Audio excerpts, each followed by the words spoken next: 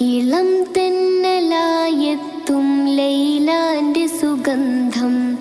ഈടവഴിയേ വരണം അവളുടെ നിർബന്ധം.